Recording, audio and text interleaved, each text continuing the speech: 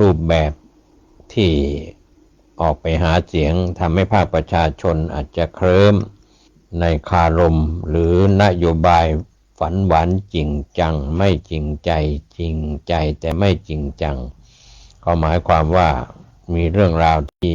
เป็นเครื่องพิสูจน์ให้เราได้เห็นในเรื่องของการบ้านการเมืองของนักการเมืองในยุคปัจจุบันที่จะมีต่อไปในอนาคตไปทางด้านข่าวที่น่าสนใจทางทีมข่าวได้รับรายงานเข้ามามีการวิจัยจากญี่ปุ่นพบพืชหนึ่งชนิดช่วยดีท็อกซ์ลำไส้ใน24ชั่วโมงก็เป็นฮีโร่ระบบขับถ่ายป้องกันตับเป็นเรื่องที่ทางทีมข่าวได้รับรายงานว่ามันเทศประโยชน์มหาศาลวิจัยพบช่วยดีท็อกซ์ลำไส้ 40% ใน24ชั่วโมงพร้อมช่วยบำรุงตับแล้วก็ลดน้ำหนักท่ามกลางอากาศหนาวเย็นในขณะนี้กลิ่นหอมหวานของมันเทศเผามักจะดึงดูดใจผู้คนได้อย่างที่เรียกว่าเป็นของดีมันเทศเป็นอาหารที่อยู่คู่กับวัฒนธรรมการกินมาอย่างยาวนานไม่ว่าจะเป็นมันเชื่อมหรือต้มน้ำขิงแต่รู้หรือไม่ว่านอกจากอร่อยแล้วมันเทศยังถูกยกให้เป็นซุปเปอร์ฟู้ดที่มีคุณสมบัติด้านการรักษาสุขภาพอย่างยอดเยี่ยมจนงานวิจัยล่าสุดจากญี่ปุ่นต้องนำกลับมาตีแผ่ให้ชาวโลกได้รับรู้วิจัยของญี่ปุ่นชี้ว่ากินมันเทศช่วยเคลียร์ขยะในลำไส้ได้ถึง 40% มหาวิทยาลัยชิคุบะประเทศญี่ปุ่นได้เปิดเผยผลการศึกษาที่น่าสนใจว่าการรับประทานมันเทศนึ่งปริมาณ250 กรัมต่อวันสามารถช่วยขับของเสียออกจากลำไส้ได้ถึง 40% ภายใน24ชั่วโมงนอกจากนี้ยังช่วยเพิ่มความถี่ในการเคลื่อนตัวของลำไส้ได้ถึง 34% และเพิ่มปริมาณการขับถ่ายเกือบ 40% ซึ่งให้ผลลัพธ์ใกล้เคียงกับการออกกำลังกายอย่างหนักความลับของมันเทศอยู่ที่แป้งทนการย่อยซึ่งไม่เพียงแต่ช่วยกระตุ้นการหดตัวของกล้ามเนื้อลำไส้โดยตรงแต่ยังเป็นอาหารให้กับจุลินทรีย์ชนิดดีในลำไส้เพื่อผลิตกรดไขมันสายสั้นอย่างกรดบิวทิลิกที่ช่วยซ่อมแซมเยื่อบุลำไส้และปรับสมดุลสภาพแวดล้อมภายในระบบทางเดินอาหารให้ดีขึ้นปัญหาของคนยุคใหม่ทำไมกินมันเทศอย่างเดียวอาจไม่พอแม้ว่ามันเทศจะมีประโยชน์มากแต่หลายคนพบว่าการกินมันเทศในปริมาณมากอาจทำให้เกิดอาการท้องอืดหรือได้ผลลัพธ์ไม่ชัดเจนนายแพทย์ผู้เชี่ยวชาญออกมาระบุว่าคนยุคใหม่มักมีพฤติกรรมการกินอาหารมันและพักผ่อนไม่เป็นเวลาทำให้สมดุลจุลินทรีย์ในลำไส้เสียไปส่งผลให้ขาดจุลินทรีย์ที่จะมาย่อยแป้งทนการย่อยให้กลายเป็นกรดบิวทิลิกที่มีประโยชน์นอกจากนี้มันเทศยังมีปริมาณน้ำตาลและกากใยสูงหากรับประทานมากเกินไปในกลุ่มคนที่ลำไส้อ่อนแออาจนำไปสู่การสะสมของแก๊สและความไม่สบายตัวได้นักวิทยาศาสตร์จึงมีการพัฒนาแนวทางเติมจุลินทรีย์บวกเสริมกรดดีเพื่อให้การฟื้นฟูลำไส้และลดน้ำหนักมีประสิทธิภาพมากขึ้นสำหรับคนเมืองที่มีเวลาน้อยไม่ได้มีดีแค่เรื่องขับถ่ายแต่ยังบำรุงตับและก็ช่วยบำรุงผิวสวยจากการศึกษาเพิ่มเติมพบว่ามันเทศมีประโยชน์มากกว่าที่คิดโดยมีคุณสมบัติเด่นเช่นบำรุงตับมันเทศมีโคลีนซึ่งเป็นสารควบคุมการเผาผลาญไขมันตามธรรมชาติช่วยในการสลายและขนส่งไขมันในตับป้องกันภาวะไขมันพอกตับดัชนีน้ำตาลต่ำแม้จะเป็นคาร์โบไฮเดรตแต่มันเทศมีค่า GI ต่ำกว่าข้าวขาวหรือขนมปังขาวทำให้ระดับน้ำตาลในเลือด ไม่พุ่งสูงอย่างรวดเร็วหลังรับประทานผิวพรรณสดใสอุดมด้วยเบต้าแคโรทีนและวิตามินซีซึ่งเป็นสารต้านอนุมูลอิสระที่ช่วยบำรุงผิวพรรณเสริมสร้างคอลลาเจนและบำรุงสายตาก็มีการคุมน้ำหนักกากใยที่สูงช่วยให้อิ่มท้องนานลดการกินจุกจิกได้เป็นอย่างดีสรุปการรับประทานมันเทศอย่างถูกวิธีการเลือกมันเทศเป็นส่วนหนึ่งของมื้อหลักแทนข้าวขาวหรือขนมปังขัดสี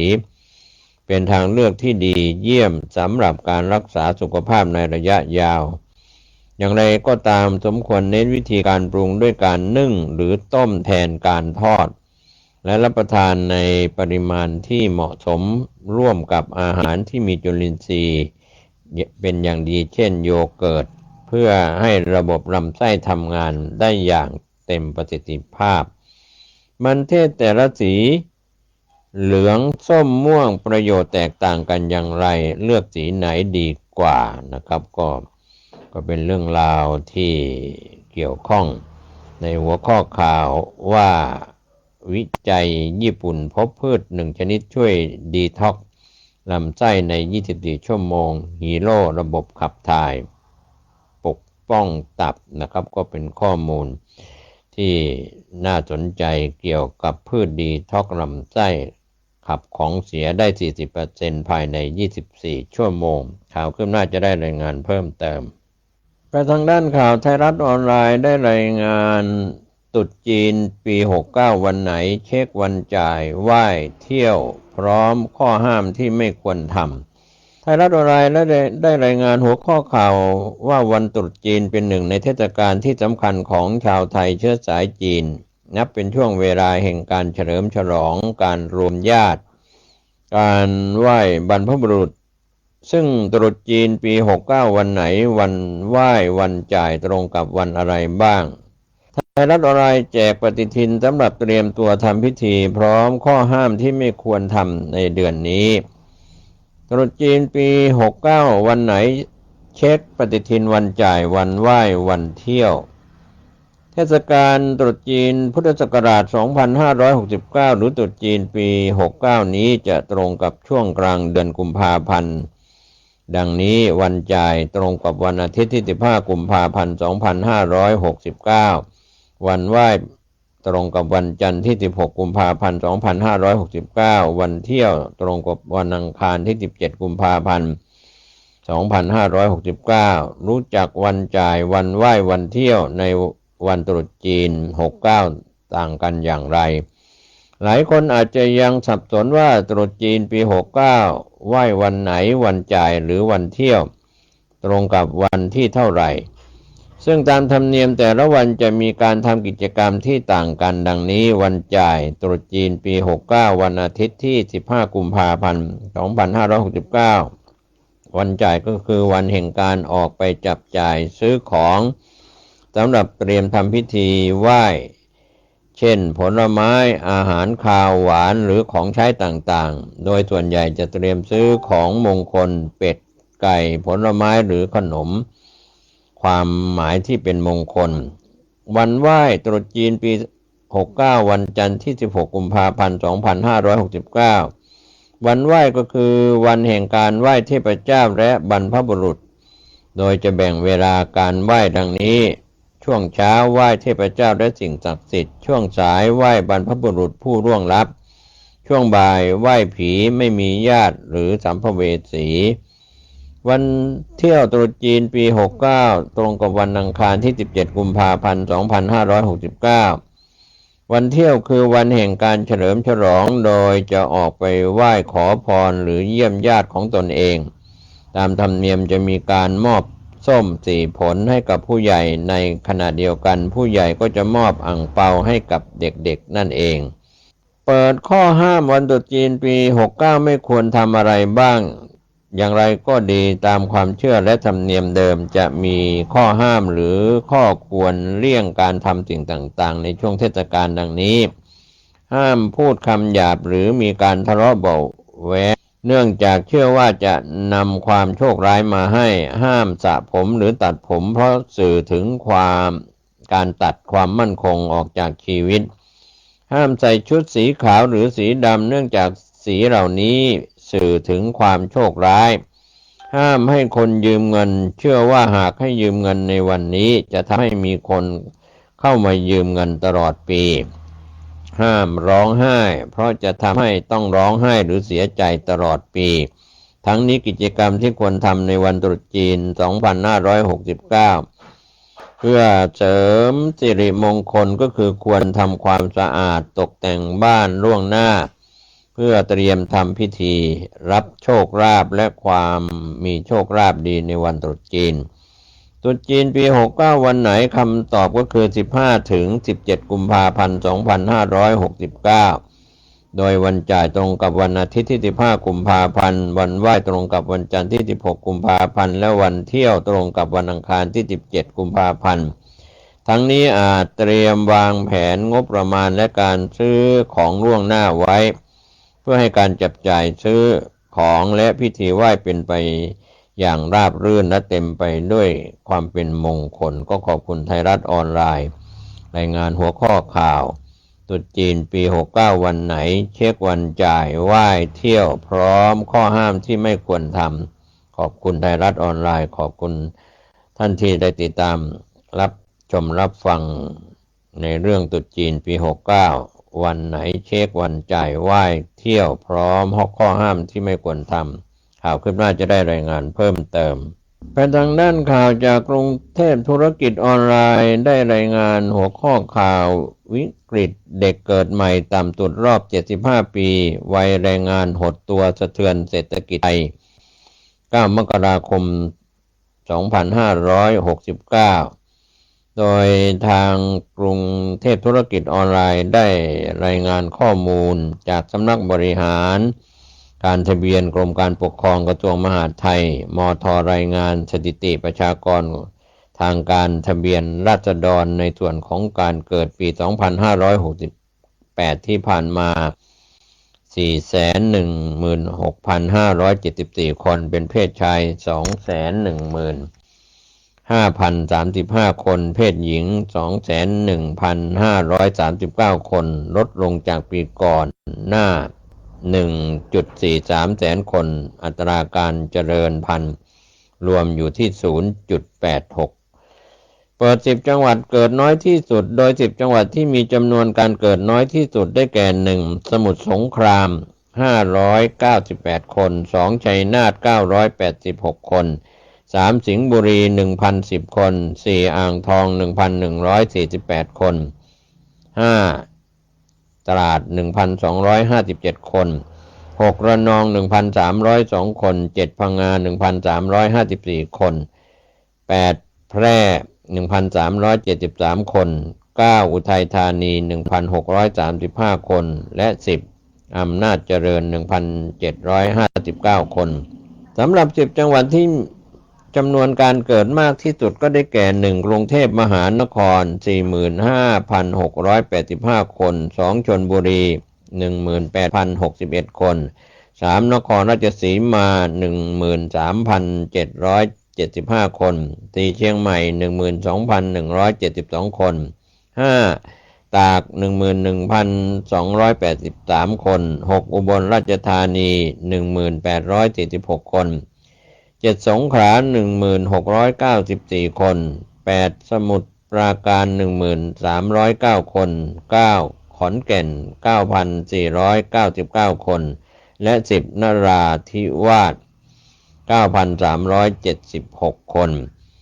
เกิดใหม่ต่ำสุดในรอบ75ปีทั้งนี้เด็กเกิดใหม่ในปี 2568 ที่ผ่านมาจำนวนที่ต่ำสุดในรอบ75ปีและต่ำกว่า 500,000 คนต่อเนื่องเป็นปีที่2โดยในปี 2493 ประเทศไทยมีจำนวนเด็กเกิดใหม่ 525,800 คนเพิ่มขึ้นเรื่อยๆจนถึงปี 2506 จำนวน 1,021,051 คนเป็นปีแรกที่จำนวนเกิน 1,000,000 คน ระหว่างปี 2506 ถึง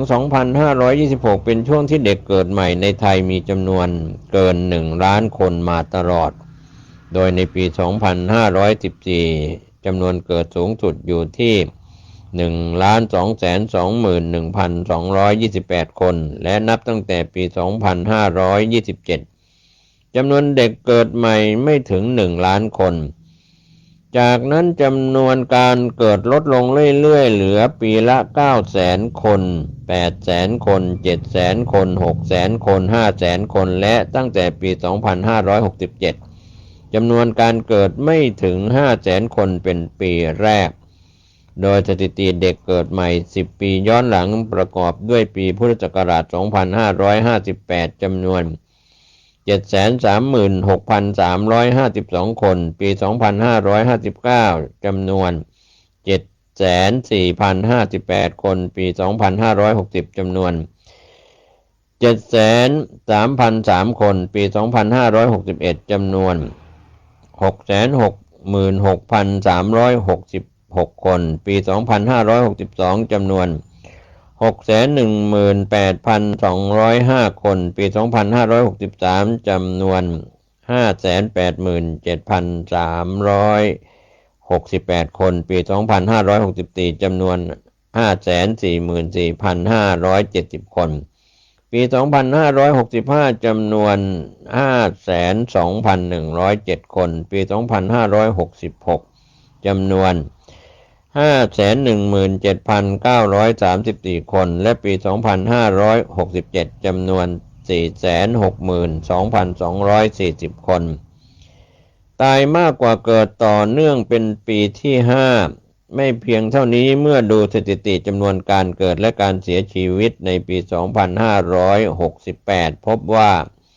การเสียชีวิตจำนวน 559,684 คน เพศชายเสียชีวิต 317,868 คน เพศหญิง 241,816 คน นับเป็นจำนวนการเสียชีวิตมากกว่าการเกิดต่อเนื่องเป็นปีที่ 5 โดยปีแรกในปี 2564 จำนวนการเกิด 544,570 คน เสียชีวิต 563,650 คน ปี 2565 จำนวนการเกิด 502,107 คน เสียชีวิต 595,965 คน ปี 2566 จำนวนการเกิด 517,934 คน เสียชีวิต 565,992 คน และในปี 2567 จำนวนการเกิด 462,240 คน เสียชีวิต 57,000 ขออภัยเสียชีวิต 571,646 คน อายุขัยที่เพิ่มมีสุขภาพไม่ดีนานขึ้นด้วยขณะที่พิจารณาอายุขัยของคนไทยอยู่ที่ 77.4 ปี ส่วนอายุขัยสุขภาพหมายถึงจำนวนปีที่บุคคลมีสุขภาพดีและปลอดโรคเรื้อรังและไม่มีความพิการอยู่ที่ 67.3 ปี เท่ากับว่าคนไทยมีช่วงปีที่มีสุขภาพไม่ดีเฉลี่ยราว 10 ปีในช่วงวัยสูงอายุ อย่างไรก็ตามการคาดการณ์ว่าปี 2593 ประเทศไทยจะมีอายุขัยเพิ่มขึ้นไปอยู่ที่ 81.6 ปี ส่วนอายุขัยสุขภาพเพิ่มไปอยู่ที่ 69.9 ปี ช่องว่างระหว่างอายุขัยและอายุขัยสุขภาพดีเพิ่มเป็น 11.7 ปี เท่ากับคนไทยมีชีวิตนานขึ้นแต่มีสุขภาพไม่ดีนานขึ้นด้วยสะท้อนความจำเป็นในการส่งเสริมด้านการป้องกันโรคและแนวทางการดูแลสู่ประชากรสูงวัยอย่างมีสุขภาพดีพยุงเตือนสัญญาณอันตรายเศรษฐกิจไทยนายพยุงศรีวณิชประธานสมาคมธนาคารไทยกล่าวในงานเสวนาสาธารณะหัวข้อเขาแจกแต่เราจ่าย ถึงเวลาประชาต้องเลิกนิยมโดยจัดที่สถาบันวิจัยเพื่อการพัฒนาประเทศไทยว่าปัจจุบันภาคการคลังและเศรษฐกิจไทยถือว่าอ่อนแอลงจากในอดีตและปัญหานี้จะเป็นปัญหาที่เป็นแนวโน้มต่อไปในอนาคตโดยสาเหตุสำคัญประการหนึ่งคือการที่จำเป็นของประชากรวัยแรงงานที่จะสร้างรายได้ลดลงอย่างมีนัยสำคัญคำถามที่น่าสนใจคือเมื่อเรามีประชากรในวัยแรงงานลดลงและคนเข้าสู่สังคมสูงอายุมากขึ้นเท่ากับเรามีประชากรกลุ่มที่สร้างรายได้ลดน้อยลงในอนาคตรัฐจะเก็บรายได้จากใคร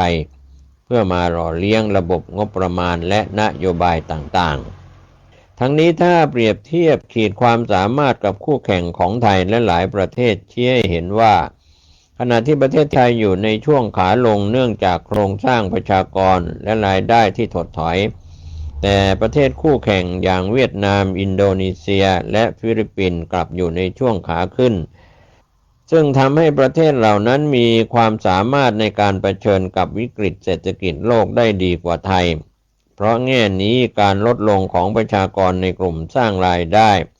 ประกอบกับหนี้ที่สูงขึ้นทำให้ประเทศขาดทรัพยากรสำรองในการรับมือกับเหตุการณ์ไม่คาดฝันเช่นภัยพิบัติจากสภาพภูมิอากาศหรือวิกฤตการค้าโลกได้ด้วยนายพยงยังกล่าวเพิ่มเติมอีกว่ากลุ่มประชากรที่สร้างรายได้ลดลงภาระในการสร้างรายได้เพิ่มตกหนักกับกลุ่มน้อยจากโครงสร้างที่คนเพียง 1% สร้าง GDP ถึง 65% เมื่อกลุ่มคนสร้างรายได้โดยรวมลดลงภาระทางการคลังจะยิ่งไปกระจุกตัวอยู่กับกลุ่มบริษัทขนาดใหญ่และชนชั้นกลางซึ่งเป็นกลุ่มที่อยู่ในระบบภาษีทำให้เกิดความเหลื่อมล้ำที่รุนแรงขึ้นและอาจนำไปสู่ปัญหางูกินหางหรือมะเร็งในระบบเศรษฐกิจได้ในที่สุดแผนสาธารณสุขหนุนมีบุตรวาระแห่งชาติสำหรับการแก้ปัญหาเรื่องเด็กเกิดน้อยกระทรวงสาธารณสุขมีแนวทางเสนอเรื่องส่งเสริมการมีบุตรอย่างมีคุณภาพเป็นวาระแห่งชาติโดยผ่านความเห็นชอบจากคณะกรรมการพัฒนาอนามัยการเจริญพันธุ์แห่งชาติมาแล้ว3 ครั้งแต่ยังไม่เสนอคณะรัฐมนตรีครม.ก็เป็นร่างวาระแห่งชาติส่งเสริมการมีบุตรอย่างมีคุณภาพกำหนดเป้าหมายอัตราการเจริญพันธุ์รวมภายในปี 2570 อยู่ที่ไม่น้อยกว่า 1 และภายในปี 2585 ไม่น้อยกว่า 1.0 ถึง 1.5 โดยมาตรการสำคัญในร่างวาระแห่งชาติประกอบด้วย 1. ปรับสภาพแวดล้อมให้เอื้อต่อการมีบุตรด้วยการแก้ไขปรับปรุงกฎหมายช่วยเหลือค่าใช้จ่ายในการดูแลและเลี้ยงบุตรสถานพัฒนาเด็กประถมวัยอายุตั้งแต่แรกเกิดจนถึง2 ปี 2. เสริมสร้างความรู้และปรับเปลี่ยนทัศนคติให้เห็นว่าทุกการเกิดมีความสำคัญรวมถึงบทบาทชายหญิงความรู้และทัศนคติต่อการสร้างครอบครัวที่มีรูปแบบหลากหลาย 3. ผู้ตัดสินใจมีบุตรได้รับการดูแลอย่างครบวงจรและมีคุณภาพเช่นการรักษาภาวะมีบุตรยากการเจริญเติบโตและการพัฒนาการและการให้คำปรึกษาทางเลือกกรณีท้องไม่พร้อมโดยมีคณะกรรมการอำนวยการส่งเสริมการมีบุตรอย่างมีคุณภาพเพื่อพัฒนาประชากรและทุนมนุษย์มีนายกรัฐมนตรีหรือรองนายกรัฐมนตรีที่ได้รับมอบหมายเป็นประธานขณะที่รายงานข่าวจากกระทรวงการพัฒนาสังคมและความมั่นคงของมนุษย์พม.ออกมาระบุว่า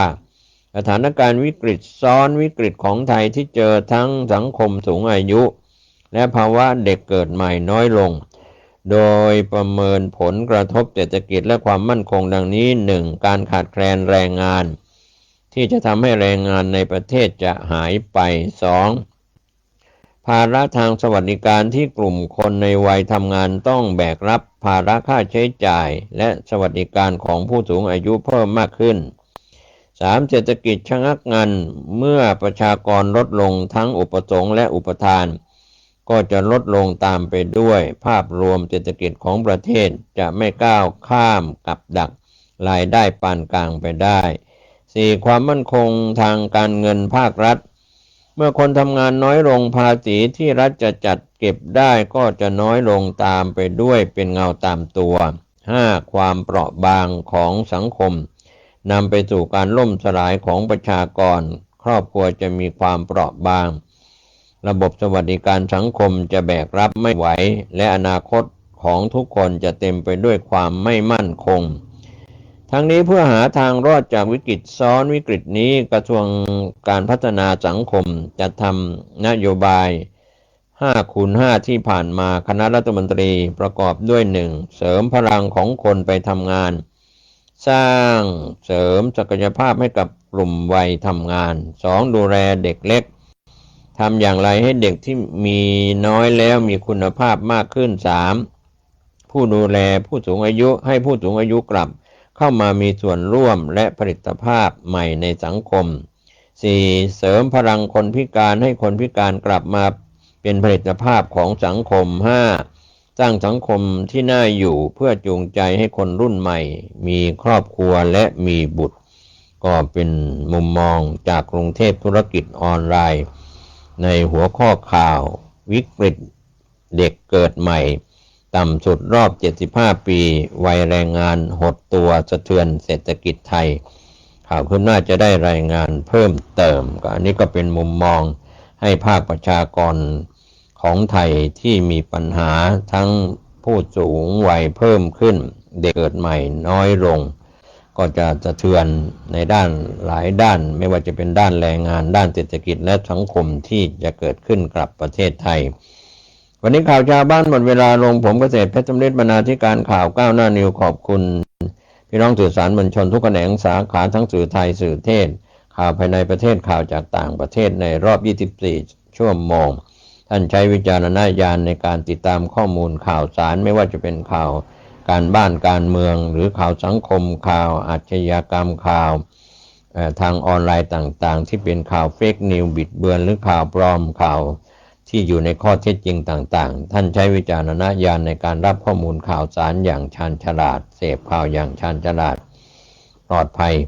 ในการดูแลสุขภาพตัวท่านเองในช่วงนี้อากาศหนาวเย็นลงติดตามการพยากรณ์อากาศจากกรมอุตุนิยมวิทยา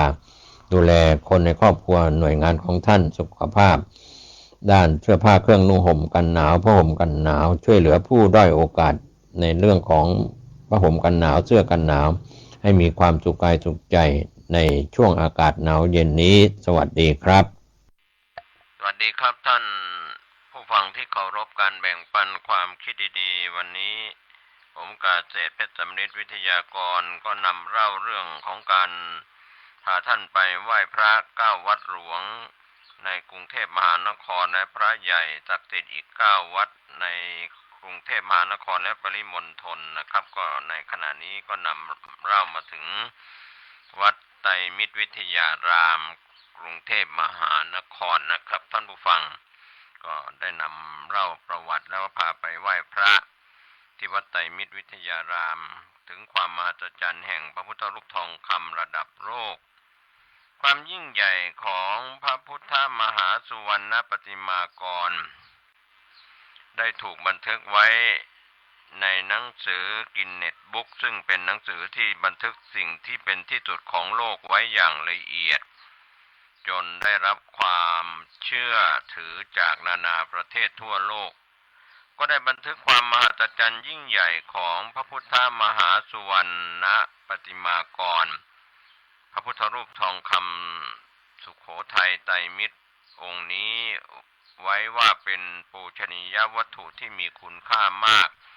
สร้างขึ้นจากทองคำแท้ในศตวรรษที่15น้ำหนัก5 ตันครึ่งสูง 3.04 เมตร ประดิษฐานอยู่ที่วัดไตรมิตรวิทยารามกรุงเทพมหานครประเทศไทยมีมูลค่าประมาณ 28.5 ล้านบาทประกอบด้วยสิ่งที่จัดว่าเป็นที่สุดของโลกไว้ถึง3อย่างด้วยกันก็คือ 1. มีขนาดองค์ของพระใหญ่มหึมานะครับท่านผู้ฟังถือว่าเป็นพระขนาดใหญ่นะครับมีหน้าตักกว้าง6 ศอก5 นิ้วสูงถึง7 ศอก1 คืบ 9 นิ้วส่วนข้อที่2นั้นมีพระพุทธลักษณะที่อ่อนช้อยงดงามล้ำเลิศนะครับท่านผู้ฟังก็เป็นเรื่องที่สร้างขึ้นในสมัยกรุงสุโขทัยเป็นราชธานียุคสุโขทัยก็มีอายุจนถึงปัจจุบันมากกว่า700 ปีประเด็นที่3สร้างด้วยโลหะทองคำแท้มีมูลค่าตามที่ถูกบันทึกไว้ในหนังสือกินเนสบุ๊กถึง 28.5 ล้านปอนด์นะครับไม่ใช่ล้านบาทนะครับขออภัยเป็น 28.5 ล้านปอนด์สมเด็จพระศรีนครินทราบรมราชชนนีพร้อมด้วยสมเด็จพระเจ้าพี่นางเธอเจ้าฟ้ากัลยาณีวัฒนาประกอบพิธีบรรจุพระบรมสารีริกธาตุที่ยอดพระเกศมาราพระพุทธมหาสุวรรณปฏิมากรหลวงพ่อทองคำณวัดไตรมิตรวิทยารามวรวิหารเมื่อวันที่23 กุมภาพันธ์ 2499นับเป็นพระมหากรุณาธิคุณหาที่สุดมิได้และด้วยพระเดชานุภาพทำให้หลวงพ่อทองคำซึ่งใหญ่ที่สุดในโลกเป็นพระคู่บ้านคู่เมืองได้ประดิษฐานถาวรมั่นคงอยู่ณวัดไตรมิตรวิทยารามวรวิหารสืบมาจนถึงทุกวันนี้ประวัติศาสตร์700 ปีแห่งความศักดิ์สิทธิ์ก็เป็นเรื่องเล่าที่กล่าวถึงจำเนียนการนานมาแล้วบ้านเมืองถูกเปลี่ยนแปลงเป็นไปตามยุคตามสมัยด้วยอำนาจแห่งโลกธรรมพระพุทธรูปทองคำสุโขทัยไตรมิตรองค์นี้จึงได้ถูกอัญเชิญลงมาทางใต้และมาประดิษฐานณกรุงศรีอยุธยาระหว่างปีพุทธศักราช 1946 จนถึงปีพุทธศักราช 2310 เมื่อกรุงศรีอยุธยาเสียกรุงแก่พม่าวัดวารามถูกฆ่าศึกเผาผลาญทำลายด้วยเกรงว่าพระพุทธรูปทองคำนี้ซึ่งเป็นสมบัติอันล้ำค่าที่อัญเชิญมาจากวัดมหาธาตุกลางเมืองสุโขทัยองค์นี้จะถูกพม่าทำลายล้างเรียกว่าลอกเอาทองคำจากองค์พระไปพระพุทธรูปทองคำองค์นี้จึงถูกเอาปูนปั้นพอกปิดบังอำพรางไว้อยู่ภายในรู้ถึงปีพุทธศักราช 2344 ก็ปรากฏตามตำนานเล่าว่าเวลาต่อมาหลังจากที่พระบาทสมเด็จพระพุทธยอดฟ้าจุฬาโลกมหาราชได้ทรงสถาปนากรุงเทพมหานครอมรรัตนโกสินทร์ขึ้นเป็นราชธานีแล้วพระพุทธรูปปูนปั้นองค์นั้นจึงถูกอัญเชิญปะปนลงมายังกรุงเทพมหานครในสมัยนั้นด้วยและก็ถูกนำมาประดิษฐานเป็นพระประธานในพระอุโบสถวัดโชตนารามหรือว่าวัดพญาไกรเขตยานนาวากรุงเทพมหานครล่วงมาจนถึงปีพุทธศักราช 2478 จึงถูกอัญเชิญมาประดิษฐานณวัดไตรมิตรวิทยาราม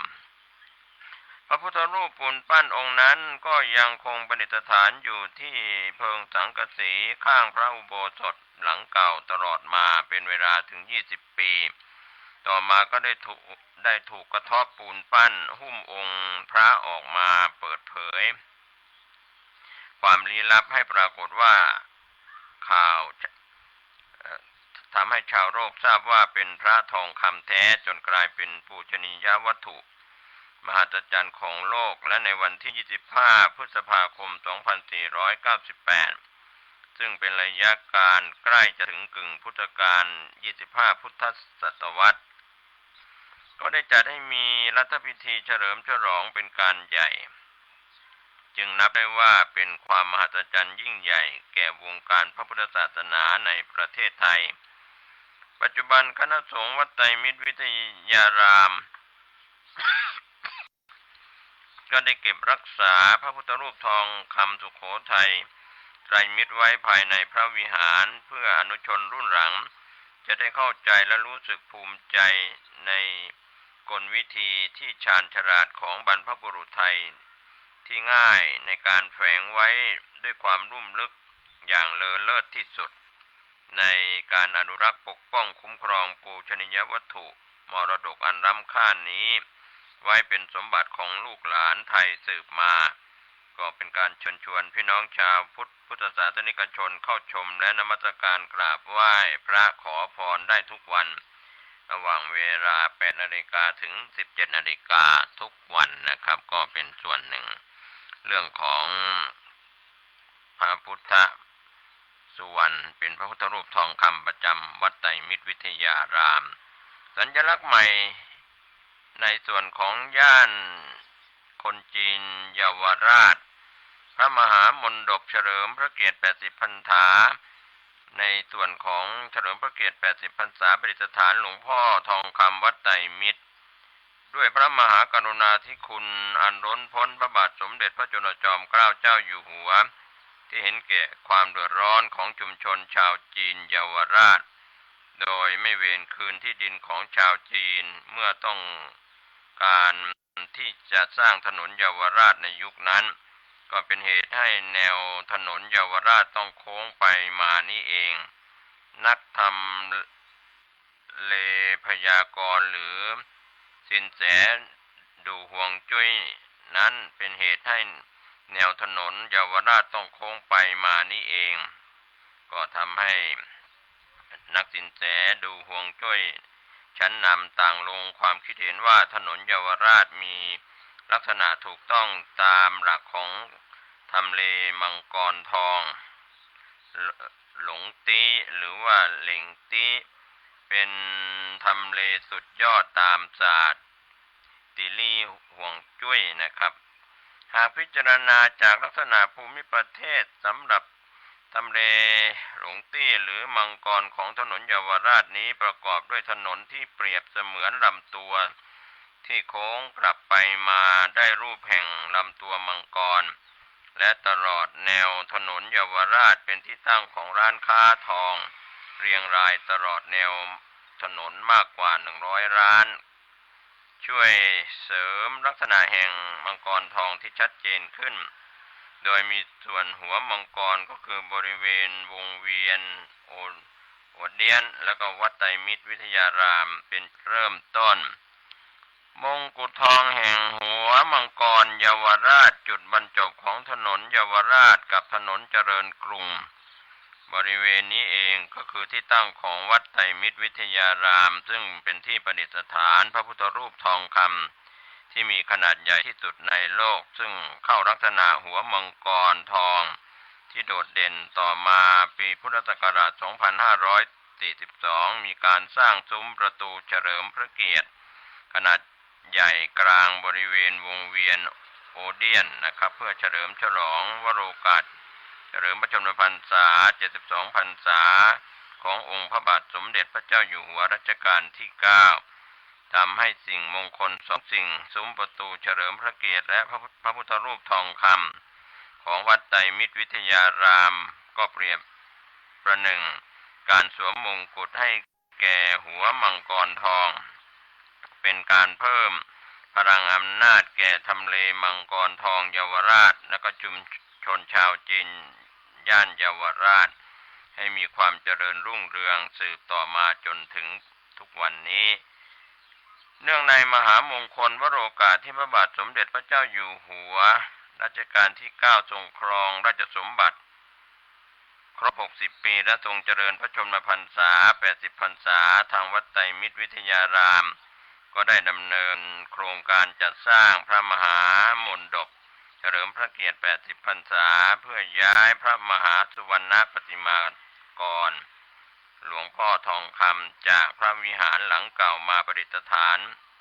ณชั้น 4 ของพระมหามณฑปเมื่อการก่อสร้างแล้วเสร็จก่อนวันที่ 5 ธันวาคม 2551 คณะกรรมการ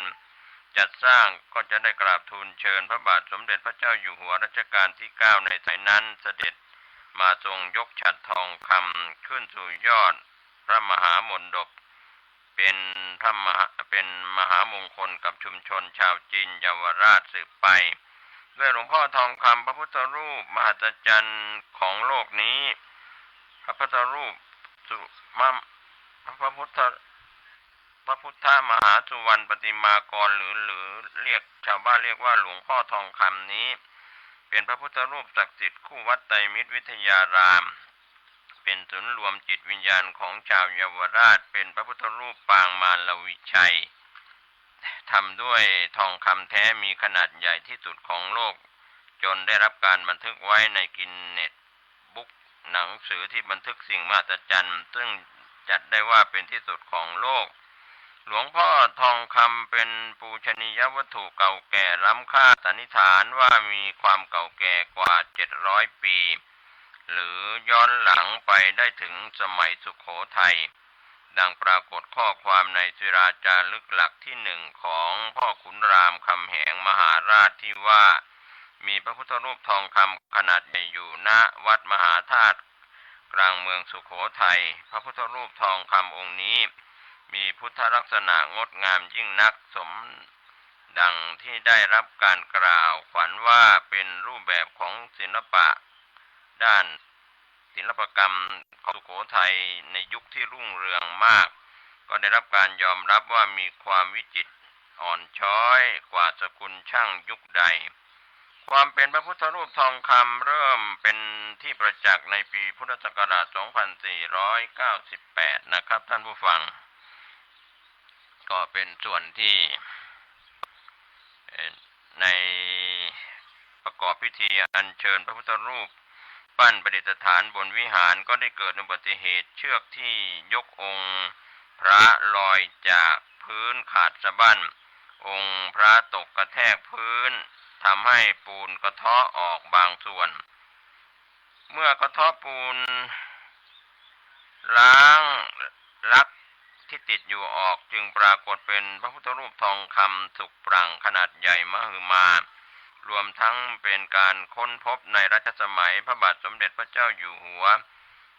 ทรงพระราชทานนามว่าพระมหาสุวรรณปฏิมากรที่พุทธศาสนิกชนนิยมเรียกว่าหลวงพ่อทองคำพระมหามณฑปเฉลิมพระเกียรติ80 พรรษาเป็นเวลากว่าครึ่งศตวรรษแล้วที่หลวงพ่อทองคำประดิษฐานณวิหารหลังปัจจุบันที่สร้างขึ้นมาตั้งแต่ปีพุทธศักราช 2498 วิหารหลังนี้ได้รับการรับรองมาเยือนของผู้มีจิตศรัทธาจากทั่วโลกที่มานมัสการและชื่นชมในความงดงามขององค์หลวงพ่อเมื่อเวลาล่วงไปวิหารก็ได้ทรุดโทรมลงกอบกับผู้มีจิตศรัทธามาเยือนนับวันยิ่งทวีมากยิ่งขึ้นบริเวณวิหารจึงคับแคบไม่เหมาะสมกับฐานานุจักรของหลวงพ่อทองคำอีกต่อไปดังนั้นในโอกาสพระบาทสมเด็จพระเจ้าอยู่หัวรัชกาลที่9ทรงเจริญพระชนมพรรษา80 พรรษาในปีพุทธศักราช 2550 อันเป็นวาระมหามงคลสำคัญยิ่งของปวงชนชาวไทยชุมชนเยาวราชก็ร่วมกับประชาคมนักธุรกิจเขตสัมพันธวงศ์วัดไตรมิตรวิทยารามและพุทธศาสนิกชนทั้งหลายจึงได้พร้อมใจกันรวมพลังศรัทธารังสรรค์พระมหามณฑปเพื่อประดิษฐานหลวงพ่อทองคำขึ้นเป็นอาคารหินอ่อนมีรูปแบบสถาปัตยกรรมไทยประยุกต์ดังสง่างามยิ่งนักประดับตราสัญลักษณ์เฉลิมพระชนมพรรษา80 พรรษาของรัชกาลที่9พร้อมพรั่งด้วยสาธารณูปการที่อำนวยความสะดวกกับผู้มีจิตศรัทธาทุกคนโดยอัญเชิญองค์หลวงพ่อทองคำประดิษฐานณชั้น4ชั้นบนสุดของพระมหามณฑปกับฐานานุจักรของปูชนียวัตถุล้ำค่าของประเทศสัญลักษณ์ใหม่ชัยนาทาวน์เยาวราชคณะกรรมการก็จัดสร้างพระมหามณฑปประกอบด้วยสำนักงานทรัพย์สินส่วนพระมหากษัตริย์ ประชาคมชาวไทยเชื้อสายจีนและประชาคมนักธุรกิจเขตสัมพันธวงศ์ก็ร่วมกันกับนักธุรกิจนะครับชาวจีนย่านเยาวราชเนื่องจากมีที่ตั้งอยู่ริมถนนเจริญกรุงและก็จะมีการรื้อตึกแถวริมถนนออกเพื่อเปิดพื้นที่ด้านหน้าพร้อมกับปรับปรุงทัศนียภาพให้สวยงามเชื่อมต่อกับบริเวณซุ้มประตูเฉลิมพระเกียรติซึ่งจะทำให้พื้นที่บริเวณพระมหามณฑปเป็นจุดเริ่มต้นของถนนสายมังกรทองและการท่องเที่ยวในเขตชัยนาทาวน์เยาวราชที่เริ่มต้นด้วยการไหว้หลวงพ่อทองคำเป็นมหามงคลแห่งชีวิตของนักท่องเที่ยวชาวไทยและก็ชาวต่างประเทศก็สร้างศูนย์ประวัติศาสตร์ชุมชนชาวจีนเยาวราชบริเวณใต้ฐานพระมหามณฑปซึ่งมีความสูง4 ชั้นคณะกรรมการจัดสร้างก็ได้จัดเตรียมพื้นที่2 ชั้นได้ฐานพระมหามณฑปจัดสร้างเป็นศูนย์ประวัติศาสตร์ชุมชนชาวจีนเยาวราชบอกเล่าตำนานประวัติศาสตร์และวัฒนธรรมของชุมชนที่รุ่งเรืองมาตลอด115 ปีตั้งแต่ชุมชนท่าเตียนชุมชนสำเพ็งชุมชนชาวจีนเยาวราชไปในรูปแบบพิพิธภัณฑ์สมัยใหม่ซึ่งจะทำให้มหามณฑปแห่งนี้กลายเป็นแหล่งท่องเที่ยวที่ยิ่งใหญ่ดึงดูดเยาวชนไทยและนักท่องเที่ยวเข้ามาเที่ยวชมวัฒนธรรมชัยนาทาวน์เยาวราชได้ประโยชน์ทั้งด้านเศรษฐกิจสังคมอย่างมหาศาลเมื่อพระมหามณฑปก่อสร้างแล้วเสร็จเดือนธันวาคมพุทธศักราช 2551 จะเป็นพุทธสถาปัตยกรรมแห่งใหม่ที่เชิดชูเกียรติยศของวงการพระพุทธศาสนาดึงดูดศรัทธาของผู้คนจากทั่วโลกศูนย์รวมใจของชุมชนเยาวราชเขตสัมพันธวงศ์และก็ชาวพุทธทั้งปวงสืบต่อมากำไรนำโชคเสริมสิริมงคลครับก็ที่วัดไตรมิตรวิทยารามเป็นวัด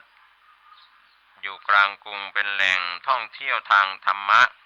ไม่ต้องไปไกลถึงต่างจังหวัดอยู่ย่านเยาวราชก็เป็นแหล่งที่มีทองคำมากที่สุดและก็เป็นวัดที่ทุกคนรู้จักเพราะภายในวิหารของวัดเป็นที่ประดิษฐานพระพุทธรูปทองคำองค์ใหญ่ปางมาลวิชัยศิลปะสมัยสุโขทัยซึ่งมีความศักดิ์สิทธิ์มากทั้งชาวไทยและก็ต่างประเทศให้ความเลื่อมใสศรัทธามากก็เดินทางมากราบไหว้นมัสการขอโชคขอราภบนบานศาลกล่าวอะไรกันมักก็จะได้ผลไปที่กล่าวขานมานานจนถึงปัจจุบันก็ยังมีผู้คนทั่วสารทิศเดินทางไปเยี่ยมชมไม่ขาดสายนะครับท่านผู้ฟังก็วัตถุมงคลที่ปรากฏอยู่ก็มีรูปหล่อหลวงพ่อทองคำขนาด5 นิ้ว 9 นิ้วมีผู้ต้องการบูชาเป็นอย่างมากเพราะเชื่อในความศักดิ์สิทธิ์วัดไตรมิตรวิทยารามไม่ได้จัดสร้างวัตถุมงคลมาเป็นเวลานานก็เป็นปีมหามงคลแล้วก็มีโอกาสในสมัยนั้นพระพรหมเวทีหรือว่าสมเด็จพระพุทธาจารย์ปัจจุบันซึ่งเป็นเจ้าวาดได้สร้างสิ่งมงคลล้ำค่าเป็นครั้งแรกก็คือกำไลข้อมือเสริมมงคลรุ่นเจ้าขุมทรัพย์ฉัตรทองคำทำด้วยเนื้อโลหะไทเทเนียมไม่ลอกไม่ดำนะครับชุบทองคำขนาด5 ไมครอนลงอักขระมหามงคลทั้ง8 มงคลมี2 ขนาดชายหญิงก็มีการบูชากันที่วัดไตรมิตรวิทยารามก็ต้องการให้บูชาเพื่อเป็นสิริมงคลก็เป็นเรื่องราวที่เกี่ยวข้องกับวัดไตรมิตรวิทยารามอีกวัดหนึ่งนะครับที่จะพาท่านผู้ฟังไปก็คือวัดสุนารามราชวรวิหารเขตบางกอกน้อยกรุงเทพมหานคร พาท่านไปยังวัดสุวรรณารามราชวรวิหารก็มีอาณาเขตและที่ตั้งวัดสุวรรณารามเป็นพระอารามหลวงชั้นโทชนิดราชวรวิหารตั้งอยู่ริมคลองบางกอกน้อยฝั่งทิศตะวันตกท้องที่เขตบางกอกน้อยกรุงเทพมหานครก็มีเนื้อที่ยาวประมาณ6 เส้นกว้าง4 เส้นมีคลองเป็นที่หมายเขตเป็นวัดโบราณเดิมชื่อว่าวัดทองไม่ปรากฏว่าใครเป็นผู้สร้างวัดสุวรรณารามนี้ตั้งแต่ปีพุทธศักราช 2210 ได้รับพระราชทานวิสุงคามสีมาเมื่อปีพุทธศักราช 2326 ที่ตั้งวัดมีเนื้อที่ 12 ไร่มีธรณีสงฆ์อีกประมาณ 50 ไร่ด้วยพระอุโบสถหันหน้าออกไปยังคลองบางกอกน้อยบริเวณด้านหน้าวัดซึ่งติดคลอง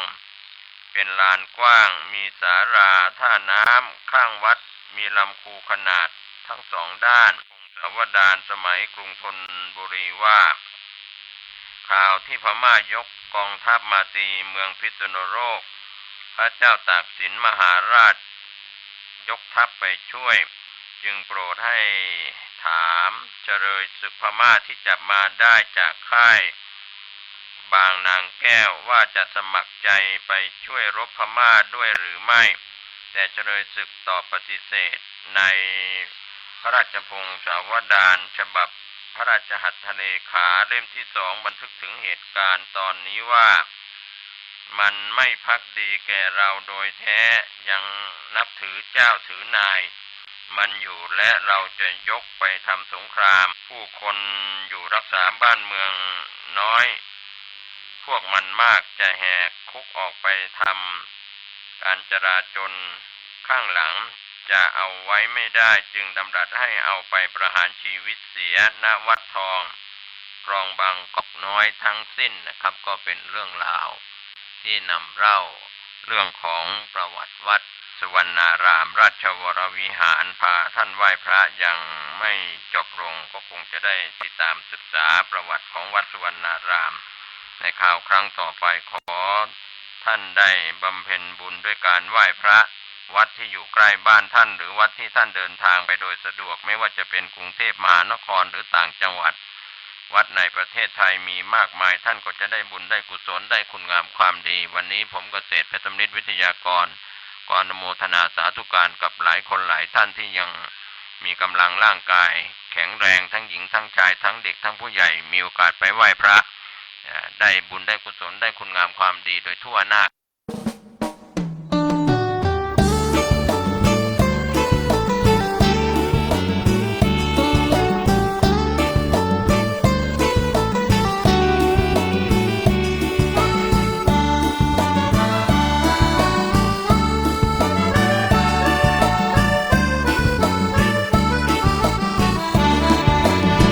พุทธมามกะมีพระไว้ในดวงใจไม่มัวหลงไหลสิ่งใดแม้มาล่อลวงไม่ไปพันผูกอบายมุขทั้งปวงก้าวได้ลุล่วงผ่านพ้นจากคนตั้งใจถือครอบครัวเป็นหลักครองรักคู่ครองคนเดียวมั่นคงแน่นเหนียวรักเดียวเพียงพออุ่น